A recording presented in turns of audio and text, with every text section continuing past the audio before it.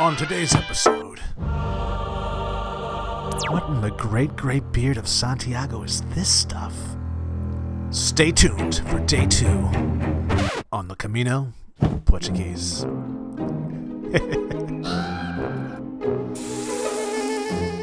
It's about 6 a.m., folks. Leaving Vila de Conde, and not necessarily an unexceptional albergue, but just like a mixed albergue of travelers and maybe a couple pilgrims. But it was a little just different. So far, I don't know how I feel about this Camino. And I will say, if you're a single solo lady traveler, leaving Porto, you might want to wait to leave later than early. I wouldn't leave at 6. I'd leave at maybe 8, because I don't feel completely safe as a male solo traveler, so keep that in mind. That goes for any cities on the Camino, especially on the weekends in the morning. To reiterate, if you're a solo female traveler, or just a solo traveler in general who likes to play it safe, try hard to avoid staying in bigger cities during the weekends, because when you're making your way out of town early in the morning, many revelers from the night before are just leaving the bars and parties, and it can still sound a little rowdy out there. I've never had any problems, but better to play it safe than sorry, as they say. Now, back to day 2. As I crept out of town that morning, making my getaway, making my escape, it was quiet. A little too quiet. Few folks were on the street even. Even less were on the beach.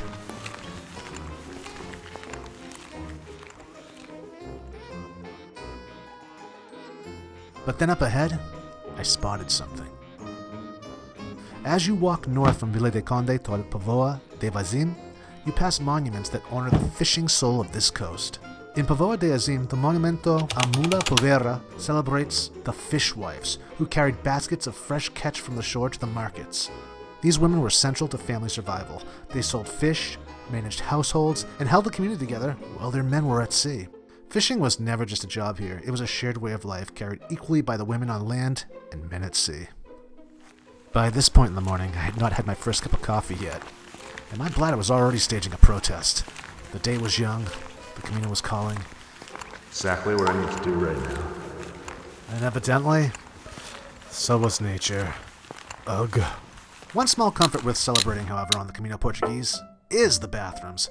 You are rarely stranded. Cafes, pastelerias, beach bars, gas stations, churches, and small restaurants appear often enough to keep the stress low. A quick coffee usually buys you a clean restroom and a friendly smile. And sometimes even a view? Really? As I entered the town of Apulia, I noticed something strange. What do we have here? This means something. What you are looking at here are piles of seaweed beside the boardwalk. It looks almost accidental, almost random if you're not paying attention. It's not. This is sargazo, a seaweed gathered the same way it has been for generations by seaweed harvesters, or sagacieros, as they're called. For towns like Apulia, this was once essential work. After winter storms and strong tides when the Atlantic pushed seaweed ashore, villages harvested it by hand. Not every day, only when the sea provided. They dried it on the sand and carried it inland to fertilize poor coastal fields. The ocean fed the land fed the people. Not satisfied by this, however, I chose to dig a little deeper and see what I could rake up. And I'm so glad I did. In this archival footage, you see the village hard at work. Men and women wading into cold water. And what's with those outfits? The men are wearing thick, white wool garments called branqueta. Heavy, hatted, belted. They look almost theatrical, but this was no costume.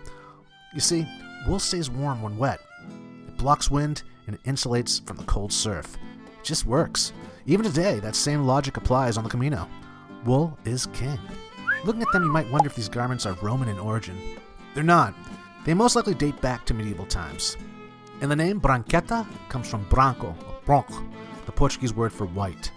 The meaning is practical and not symbolic. White reflected sun and heat. Wool insulated even when wet.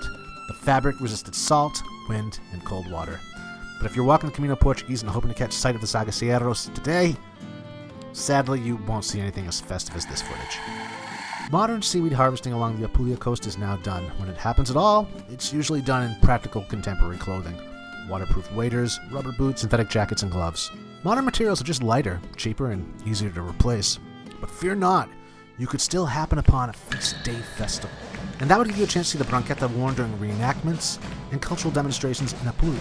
It remains a symbol of the Salgueros and their history, even if it's no longer everyday workwear. Sadly, harvesting has run its course here. The practice faded as chemical fertilizers replaced seaweed, farming declined, regulations increased, and the younger generations chose easier work, and probably more comfortable clothing. A few harvests remain today, however, often tied to organic farming or cultural preservation. The sea still delivers sargazo. The knowledge still exists, and sometimes, as you walk by, history quietly waits beside the path, confusing you. If you want to take a deeper dive, check out the Seaweed Museum in Esposende, especially if you find yourself staying there for the night, as I did. The Sargazo Museum, or Museo do Sargazo, in Esposende celebrates the seaweed heritage of the northern Portuguese coast. Inside you will find tools, photos, and exhibits that really bring the tradition to life. The museum actually is quite close to the Camino, especially if you're walking the Litoral or coastal path through Apulia. It's actually just a short detour from the boardwalk and beaches where you see the seaweed piled up. It offers context for what you are passing and a deeper understanding of how this stretch of coast shaped the lives of the people who lived here. The Sargazo Museum is open Tuesdays to Friday, 10 a.m. to 1 p.m., and then 2 p.m. to 5 p.m. Saturdays, Sundays, and public holidays, they're open 2 p.m. to 5 p.m. What the heck am I doing? I got a Camino to hike. And just as I thought that, I saw something else on the horizon. Now what the devil is that? They start to appear on the horizon. First one, then two. Then suddenly they seem to dot the path towards Esposende. Small stone towers by the sea. I honestly wasn't sure what I was looking at. Beach huts? Fishermen's storage? Something defensive? Love shacks? Or maybe windmills? Yeah, they're windmills. Or Moinhos de Vento de Apulia. These are the old coastal windmills of Apulia, built mainly in the 18th and 19th century, when corn became a staple crop in northern Portugal. Apulia and Esposende farmers placed them here to catch the steady Atlantic winds. Inside, wooden machinery turned millstones that ground corn into flour for bread. The stone towers stayed, the wooden sails did not. Salt air and time took care of those. What makes them special is where they stand, right between the sea and the fields. Seaweed fertilized the land grew the grain. These windmills finished the job. Walking past them today feels like moving through a working diagram of coastal life, frozen in place, still watching the Atlantic do what it always has. And again I was off. Way off, it seems. So, folks, I keep getting stick off the Litoral onto maybe the coastal. It's not really clear, but keep looking at that map. It's just not marked super great. And, well, you know me.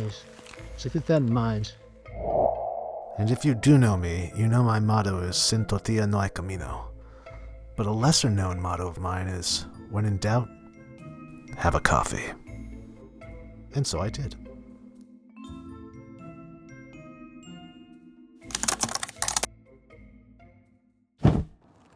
So yeah, I got tossed around a couple times today. It is now 10 o'clock. I hiked up for 4 hours. Stopped, had a snack. But yeah, I keep getting off the Litoral and on the coastal. It's just, Hello! sometimes it's not obvious. So, been on and off the Litoral all day so far. And now I'm just road walking. But not all hope was lost.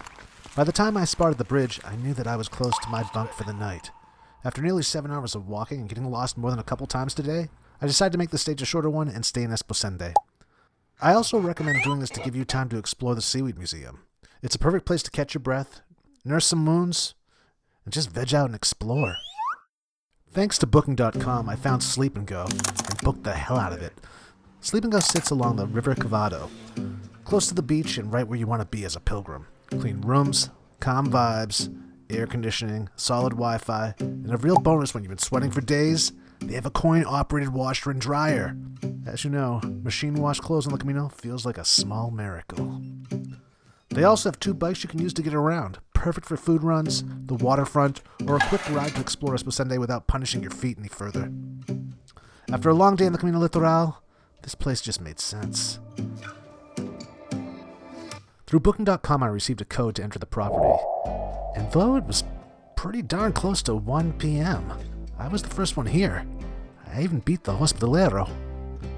So, naturally, I did what any pilgrim would do. Let's scope this place out. And honestly, it had this homey, cheerful vibe right away. The kind of place you can tell has already taken good care of a lot of weary travelers. Notes on the walls, shared spaces that feel used, not staged. The quiet hum of a place built for people passing through.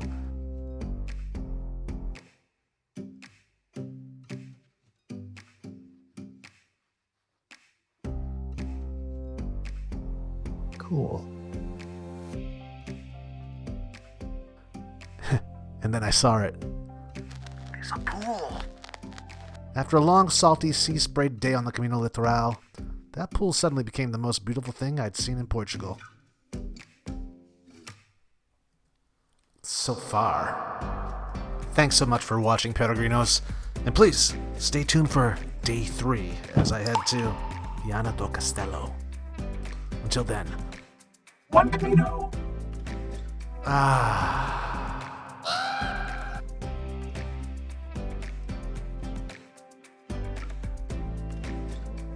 Sin tu tía no hay camino.